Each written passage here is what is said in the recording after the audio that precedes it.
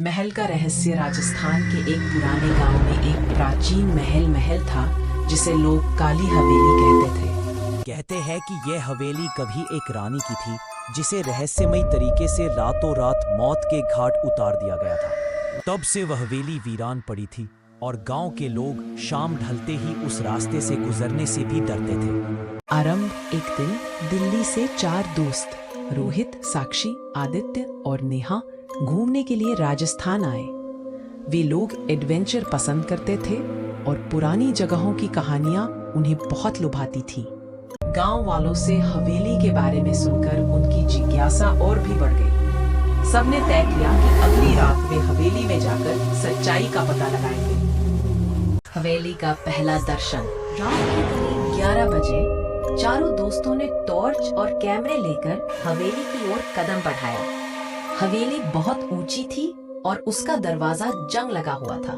जैसे ही उन्होंने दरवाजा खोला, एक ठंडी हवा का झोंका आया जिससे सबके रोंगटे खड़े हो गए। हवेली के अंदर सब कुछ टूटा फूटा था।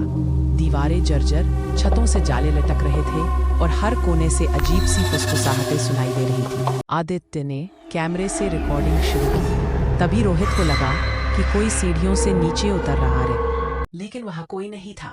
साक्षी ने कहा, शायद हमारी कल्पना है। डर के मारे दिमाग खेल खेल रहा है।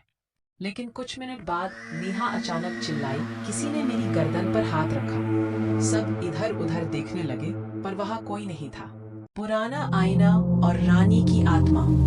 चारों एक कमरे में पहुंचे जहां एक बड़ा सा आईना लगा था। जैसे ही रोहित ने टॉर्च उस पर डाली, आईने में सबकी परछाइयां तो थी, लेकिन 5वीं परछाई भी दिख रही थी। ये क्या है? साक्षी कांपती आवाज में बोली।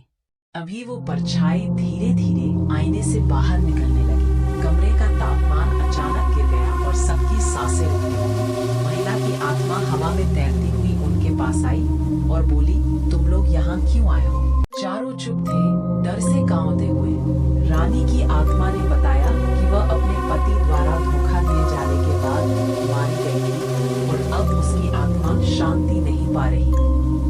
भूत से संवाद। नेहा ने हिम्मत कर पूछा, हम आपकी मदद कैसे कर सकते हैं? आत्मा बोली, मेरी एक डायरी हवेली की तिजोरी में बंद है। उसे मंदिर में जाकर जलाओ, तभी मुझे मुक्ति मिलेगी। साक्षी ने पूछा, तिजोरी कहाँ है? रानी की आत्मा ने एक संकेत दिया। हवेली की छत पर एक पुराना कमरा, जहाँ एक सीलन भरी दीवार के पीछे तिजोरी छिपी थी। तिजोरी की खोज चारों दोस्त छत की ओर भागे। सीढ़ियां चरमराने लगी, जैसे वे कभी भी टूट सकती थी। एक कमरे की दीवार की ईंटें हटाकर उन्हें तिजोरी मिल गई। तिजोरी खोलते ही उसमें एक पुरानी डायरी मिली जिसके पन्ने खून से रंगे थे। डायरी में रानी की आप बीती थी, कैसे उसे धोखा देकर जहर दिया गया और उसकी आत्मा को कैद कर दिया गया। मुक्ति का प्रयास। चारों डायरी लेकर गांव के मंदिर पहुंचे। मंदिर का पुजारी पहले ही हवेली की कहानियों से परिचित था। उसने हवन की व्यवस्था की और जैसे ही डायरी को अग्नि में समर्पित किया गया, हवेली की ओर से एक तेज चीख सुनाई दी। जमीन कांप उठी और अचानक सब शांत हो गया। रोहित, साक्षी, नेहा और आदित्य एक सच्चे अनुभव के साथ लौटे।